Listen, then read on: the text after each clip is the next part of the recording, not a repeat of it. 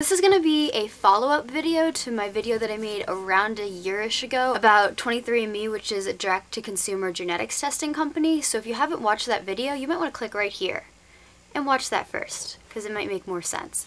One thing that's kind of important to know about the testing that I got done at 23andme is it's not a full genetic sequence. It's actually just selected SNPs, and SNP stands for single nucleotide polymorphism. I will put a Wikipedia article in the side in case that's not a term that you're familiar with. It gives me a ton of information, but it's not actually my complete genome, and we're just not at the point yet where consumers can really afford to get their entire genome sequence. So I'm a psychology major, and it was really interesting to me the idea that I could take a genetics test, and when I read about a study in class or just a study on my own because I'm a huge nerd and I just do things like that, I can know, okay, this is the version that I have and their findings said this. It's easier to sometimes remember research if you have a context about yourself or something in your life to relate it to.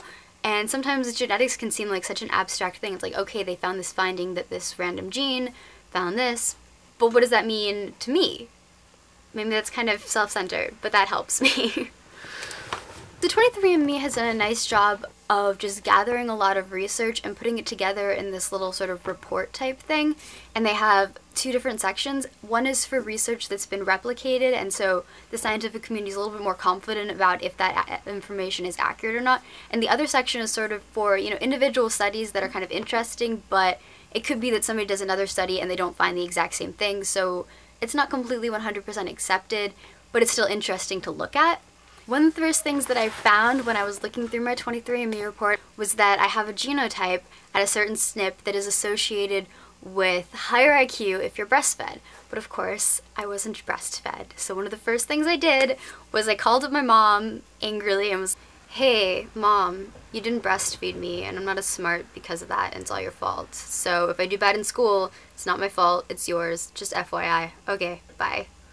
But I guess I survived somehow without having been breastfed.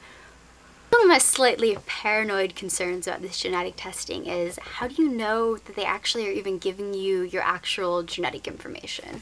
How do I know they're not just giving me some random report? There's some situations where it can feel a little bit like a horoscope, because there'll be diseases where I have significant family history for it. I think it's very likely that I have increased risk somewhere in my genetics, but the report is saying that I have decreased risk or no risk at all. And it's sort of looking at that and seeing, okay, this field is still in its infancy. And then it makes me wonder, well, how do you know that any of this is legitimate? So it's very comforting to see things like that I have a genotype associated with having blue eyes, because I know that I do have blue eyes.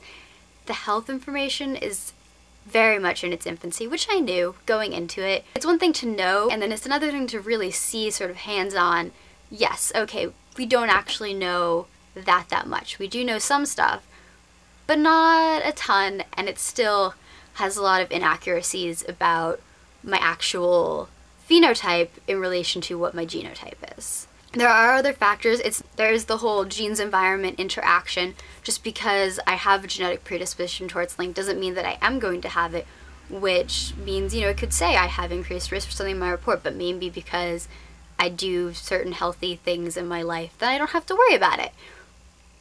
It is really nice, though, to see when the research does line up with my actual family history, because both of my parents have had trouble tolerating statins, and I have genotypes that are associated with trouble tolerating statins. Understanding drug reactions is a really interesting direction that research can take with genetics, because there's so much trial and error that goes on with people trying to figure out if a drug will work for them.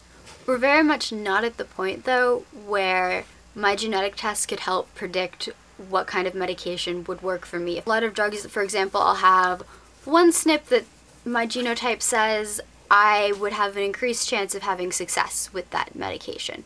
And then another one says I have decreased, another one says I have increased, and it's like somewhere like 3x increase, 2x increase, 5x decrease, and it doesn't really end up giving you, I feel like, significant useful information, because you've got all this contradictory information. A lot of the findings haven't been replicated. There's a lot of people who are sort of uncomfortable with the idea of genetic testing because they think they're going to find out something horrible about how they're going to die, And I think that's a little bit silly because your genes are not so much your destiny. There's a lot of environmental rules, and really if you don't have a family history for some of these horrible things, chances are you're probably not gonna have to worry about it that much. I didn't really have any sort of significant, horrifying health-related surprises. Things that I had increased risk for were things that are pretty much I would expect that I would have increased risk for. And really there are some things that it came out as decreased risk for that I think I probably have a higher risk than it thinks. The interpretation that 23andme gives you through their website is very nice and it's a good introduction, but if you really want to get more in depth, you sort of have to look into research articles on your own. And one really good way to jumpstart this is there's this program, it's called Prometheus, and it is linked up with this thing that's kind of like Wikipedia for SNPs. It's called Snipedia. It's an appropriate name, I think. And it cross-references your raw data file with this entire Snipedia database that has references to different research studies. And then you get this output file that has an interpretation of your raw data file. It's a little bit chaotic and not as organized and user-friendly. Some of the studies haven't been replicated, so you have to sort of take anything in there with a grain of salt. It's a good way to sort of delve deeper into it. If you're interested in a specific area, it has things sorted by different disorders, then you can look up different research on that, and it's very fun. Something that I've actually done is I put my Prometheus report on my iPod Touch. I loaded it into the Air Sharing application, can carry around information about my DNA on my iPod. I think that is sort of the ultimate of nerdiness, and that kind of thing makes me very happy. Every now and then, you know, the subject of DNA comes up, and sometimes just sort of whip out the iPod. One time I was hanging out with my friend's band after a concert, and one of the guys had been like pre-med or something sciencey like that. I don't remember exactly what he had studied. Sorry if you're watching this and I didn't remember what your major is. I don't know about you guys, but when I'm wandering around the East Village at 2 a.m. with a rock band, I'm gonna talk about fun things like genetics. It's a very good conversation topic because we all have DNA. Everybody can relate to the subject of DNA on some level. I really came into this genetics thing without a lot of background about genetics. You know, I had some basic like middle school, high school stuff, a little bit of college, but not that much information about it. And I've been figuring out things on my own, and it's really fun to sort of explore. This is the way learning should be. This is the way school should be, is that you're exploring interesting things because you're enjoying it, not because they're forcing you to. And that's why I love something like 23andme, because it lets me have fun just playing with science, and it's not about, oh, I have to do this for a class. I'm doing this because I enjoy this, not because I'm worried about what grade I'm gonna get. I want to play with genetics and read research articles for fun, because that's what I do. And I had originally come into this whole genetics thing particularly interested in the health information. 23andme also does report on ancestry information, and I was kind of like, okay, that's a cool bonus. I'll check out the ancestry information, but I don't really care that much about it. It'll just be of mild interest. And I've actually gotten much more into the ancestry stuff than I really thought I was going to. I started sharing with some random people just for fun.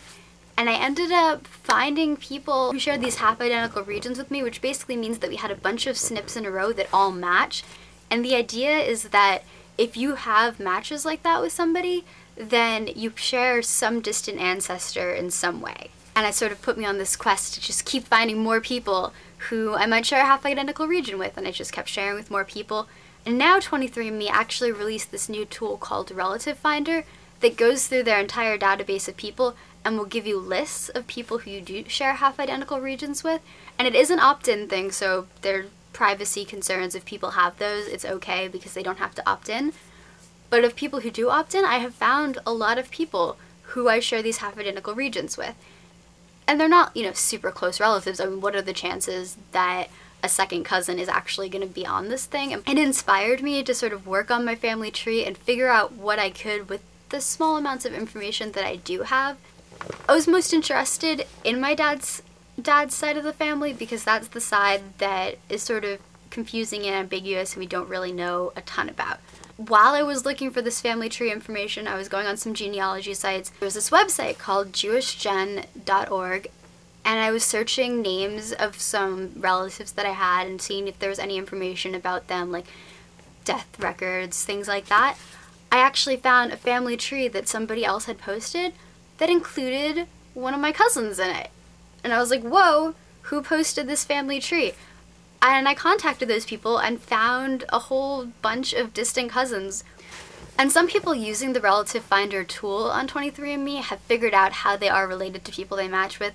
I don't quite have enough family tree information to be able to work backwards in that way, because I really would need more information about like great-great-great-grandparents. I can't seem to get any information in any part of my family past great-grandparents, even on my grandmother's side, and her side is so easy because they've just been in Yorkshire, England forever. Next week I'm going to visit my grandmother, and I've bought another kit for her from 23andMe. I'll be able to see which of my matches on Relative Finder also match with her, which means that it's somewhere on her line. So in my original video I did mention a bunch of stuff about research going on at 23andMe and the surveys. I've been kind of disappointed by that. And surveys kind of can have inconsistent quality about them. For example, the Parkinson's one was very well done. But some of them, it feels like they didn't have somebody who was really an expert in the field actually putting it together, and it doesn't feel like they're doing pilot studies of any of their surveys before they release them to the general public. I've just stopped filling out a lot of the surveys because I don't like how the questions are written. I feel at the point where when they release some of these findings from their surveys that I'm going to be very skeptical of results that they find, because I don't feel like the methodology is that great. Here's an example of a question that just really bothers me. There's a survey they have about stress, and it says, in the last month, how often have you been upset because of something that happened unexpectedly? Now, if you ask people the retrospective question versus following them for a week, you're going to get different answers. So what can they do? I would much rather them have something where they want people to come and fill in every day for a week or a month how stressed out they were by things. And I realized that it's a lot harder to get people to commit to come back and fill it out every single day of the week. I really don't feel like these are corners that they should be cutting and then expect to get good data still. I would like more objective data rather than just these subjective surveys, because I am very interested in this whole idea of this new research model. I want them to be so successful, and then it just kills me when they're doing these things that just seem like very bad ideas. I'm also interested in the idea of other objective forms of data, things like a blood test. Like if I could go into 23andMe and enter my blood test data every time I go to the doctor, I would do that. I would gladly do that. One really stellar thing about 23andMe is the community. There's a lot of really enthusiastic people who are interested in sort of pushing forward this field and doing their own research. It's really common to see threads that are like, I found this research article that says this gene is associated with this thing. Here's what I have for this, and this is true for me, or this is not true for me. Is this true or not true for you? And then other people end up posting what they have at that gene. I'd like to see 23andMe give more power to that community, because a lot of times it feels like we're being held back by user interface issues. And so if you go look at the 23andMe website after this, you might notice that the pricing has increased since I purchased my kit and since I last posted my video. I'm not super thrilled about this pricing increase because everybody, you know, sort of expected that prices were gonna go down. I understand that one of their competitors recently declared bankruptcy, so they're kind of freaking out, stressing a little bit, and the economy's not been super great, although the economy not being super great has been everybody's excuse for everything, it feels like. What I really object to is the fact that they have divided up a health edition and an ancestry edition. Dividing health and ancestry of genetics is a very, very artificial division. Any gene that you have is related to ancestry. You can't separate the two out. If I have a genotype that's associated with some kind of disease, I got that from my parents, and that is ancestry right there. My really huge objection with this is that in these partial conditions where it's just ancestry or just health, they're not giving people access to their raw data. If somebody gets the ancestry version, for example, their entire sample is going to get run. 23andMe will have their entire raw data, same as if somebody got the full version, but not give them access to their raw data. I have a very, very big problem with the idea that 23andMe can hold on to people's raw data and not give it to them. They've already paid the cost to run the test, because they run the same test for the health information and the ancestry information.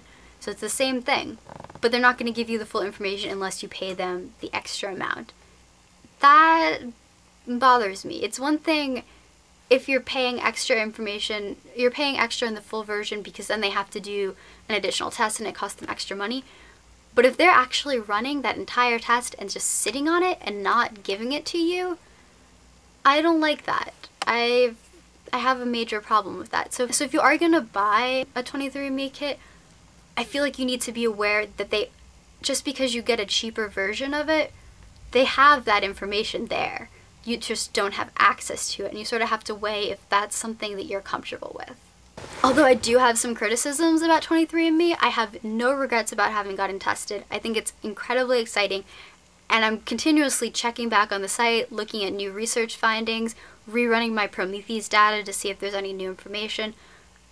I'm going to continue getting use out of this for a very long time, so it's definitely something that I consider to have been worth it.